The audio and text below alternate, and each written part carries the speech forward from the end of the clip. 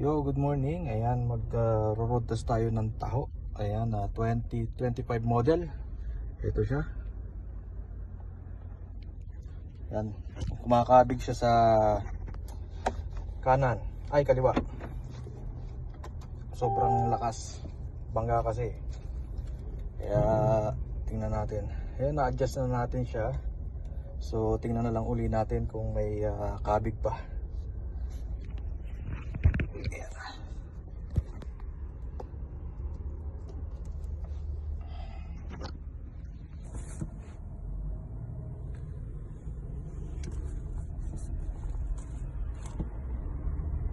Dati pag binitawan mo ng manibela, dire-diretso hanggang sa kaliwa, ayun, lakas pa rin. So, kita nyo, ito yung trabaho ko. Kung saan mo, ang lakas ng kabig, kung hindi ko kapit ang manibela, napunta siya ng kaliwa, lakas. Oh. Yun, ganito yung trabaho ng aligner ng mga sasakyan. Sinusolve yung problema. Kunyari may kabig, ayun, may kabig sa kanan o sa kaliwa, pero laki ng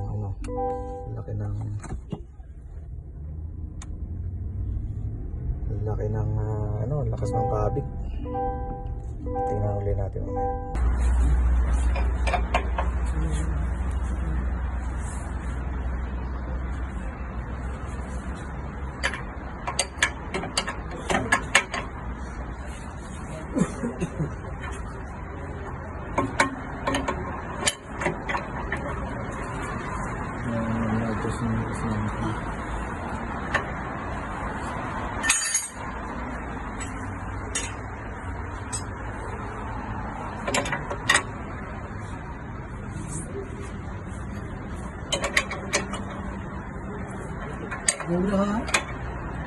नहीं कैमरा इधर से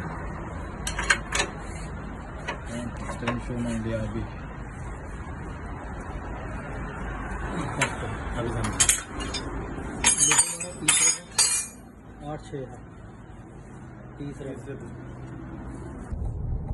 Ayan, pangalawang road test natin. Medyo okay na. Kasi lakas niya ng kabig sa kaliwa dati nung unang road test natin, pero ngayon okay na, nabibitawan ko na, pero diretso na yung hindi na may konting-konti pa, pero ma-adjust pa natin yan. Okay na. So, hindi ko kapit yung manibela, pero diretso na.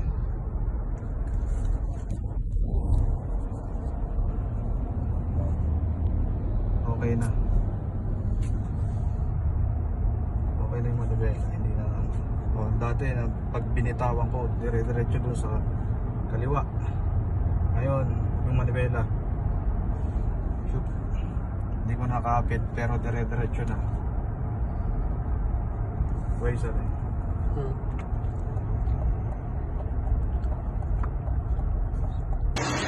Ayan, sa mga kagaya kong aligner na yung iba alam ang pag-adjust nito, Tahoe 2025 model na ang adjustment ay nasa ilalim ito. Ayan,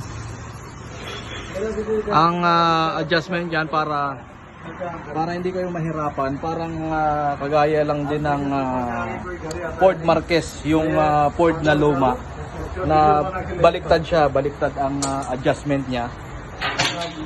Kailangan kung marunong kayo mag-adjust ng Ford Marquez na luma, yung may adjustment sa taas, parang kagaya lang din siya nito na baliktad ang adjustment. Ganun lang ang adjust ninyo para mawala yung kabig, at kasama na rin yung camber caster. Ayan, 2025 model na Tahoe.